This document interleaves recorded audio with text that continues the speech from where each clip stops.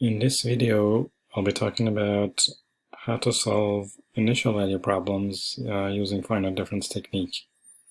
So far, what we covered was on boundary value problems. We only had one independent variable. In these problems, we're going to look at two independent variables, and preferably time is one of them. For example, we can look at an initial value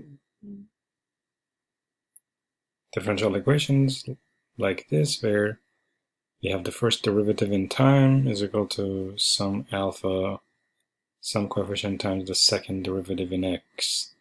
So if you remember from maybe your transport class or from physics class, this term is called diffusion term, and this called the time dependence of the diffusion. So basically what we're doing is that we're looking at a transient state of a diffusion. You can think of, we put a drop of a dye in a bulk water or water in a beaker, and then we see how the dye diffuses in the water.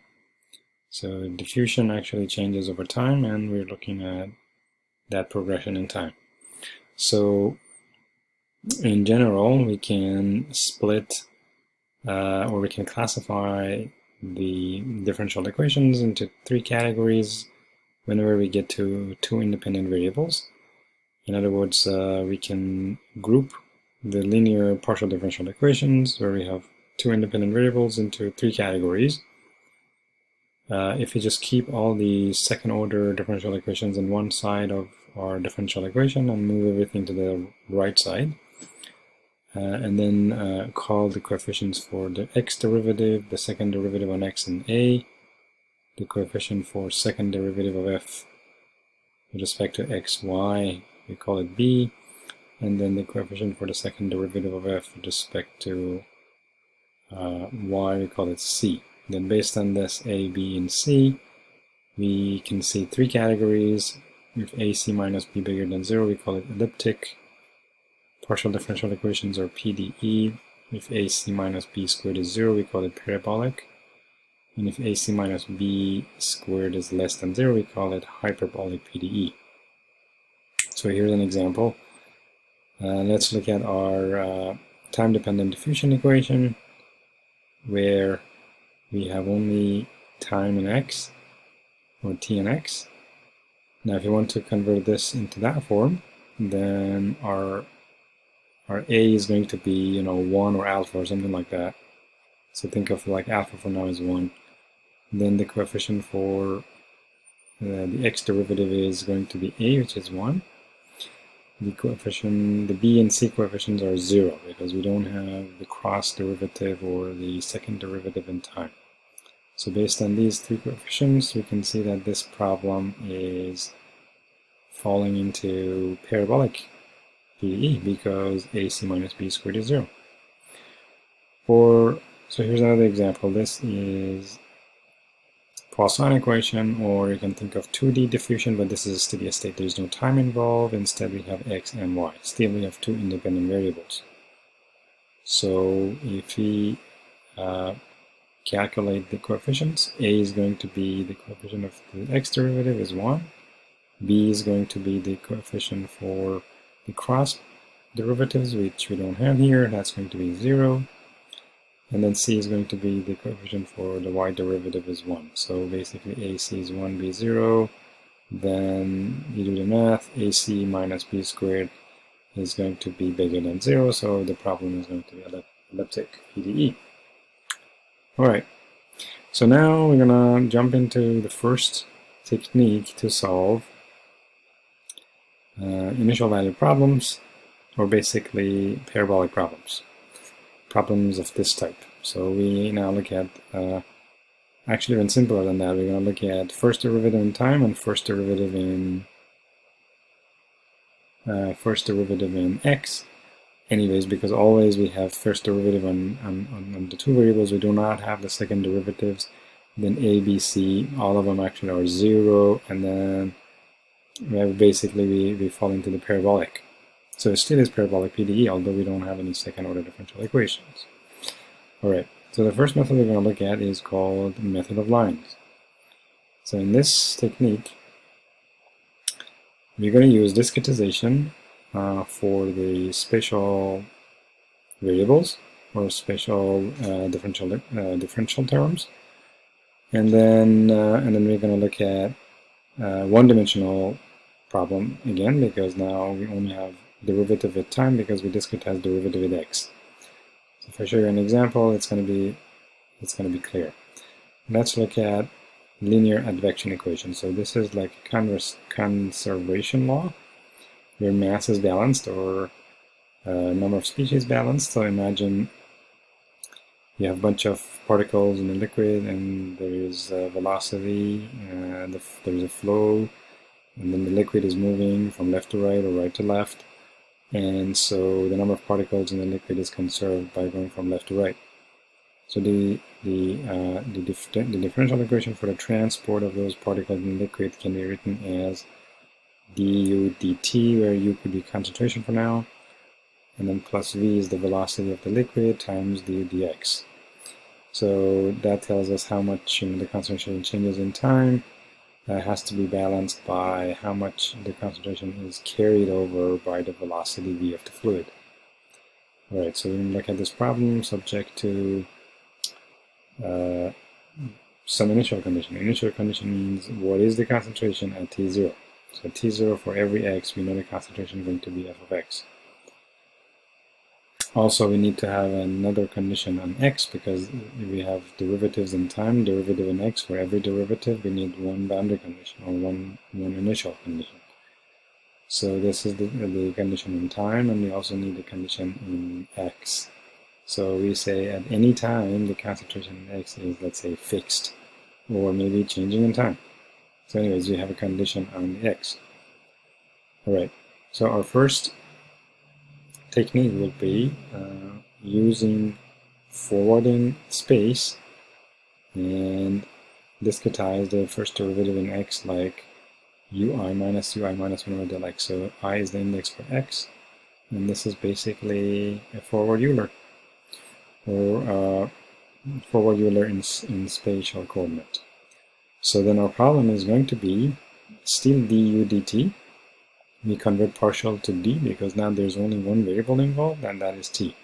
We do not have d dx because we discretized it. So then it's going to be du dt. This is at point I. Again, I is the index for x, spatial coordinate x, is equal to negative v. So we move this term to the right. It's going to be negative v times derivative with respect to x, where we discretize it using forward Euler. Alright, so now we need to think about how to do the time differentiation, and to do that we also apply forward Euler in time.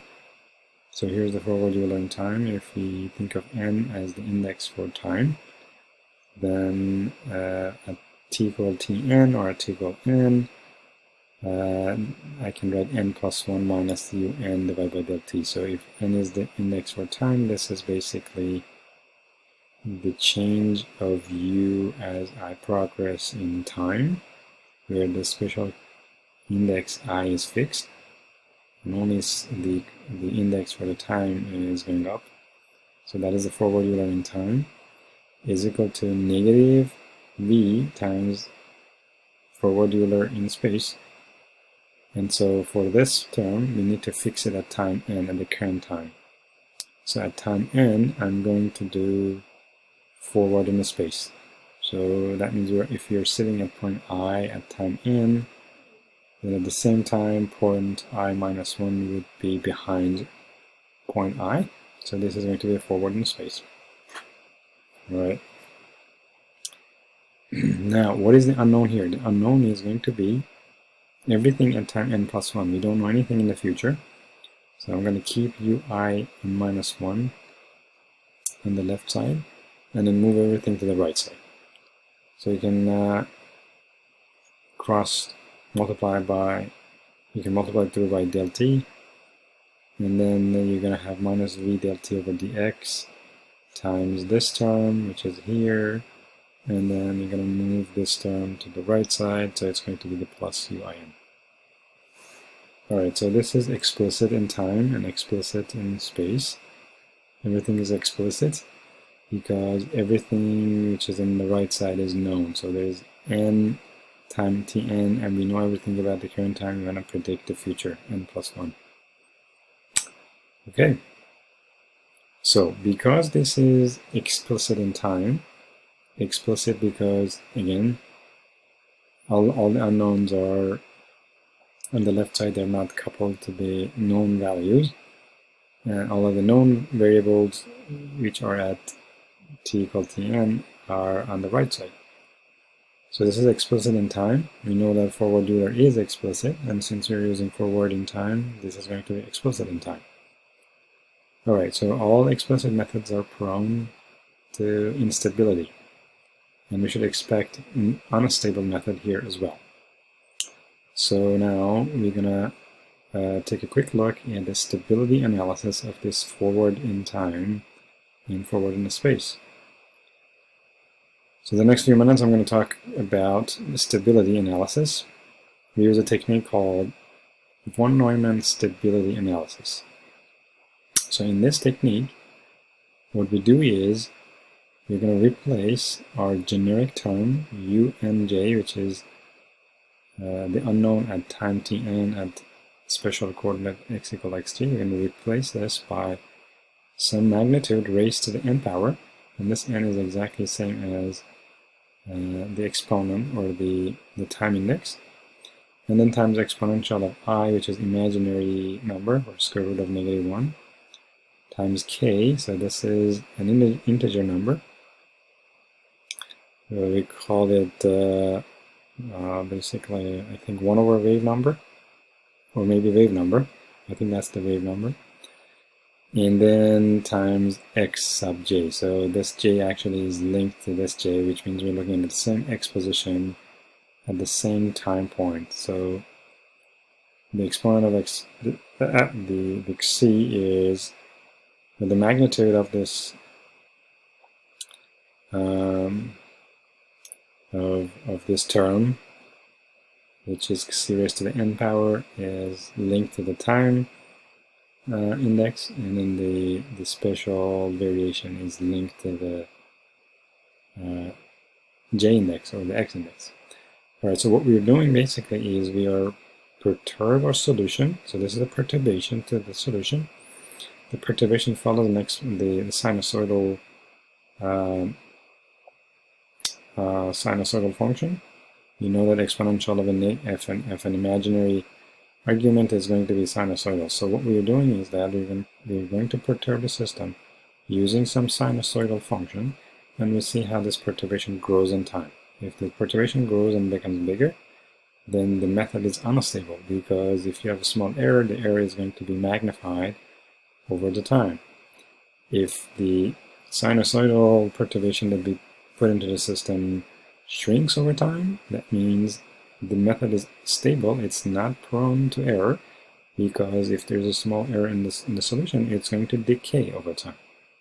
So that's the technique called von Neumann stability analysis. Anyways, so we're going to plug this into our advection or discretized advection equation. So remember, the equation we ended up having was this or this.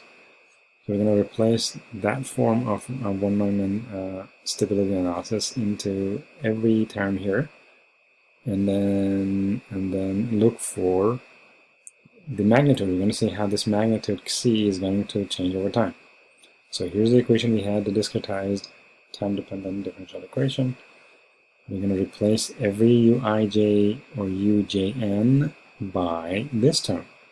So the first term is going to be c raised to the n plus 1 power, and then exponential of ikxj, minus this term is going to be exponential raised to the n power, same exponential, equals, now we're going to multiply through by del t, so this term is going to be negative v del t over del x, and then we're going to replace these two terms by the exponential.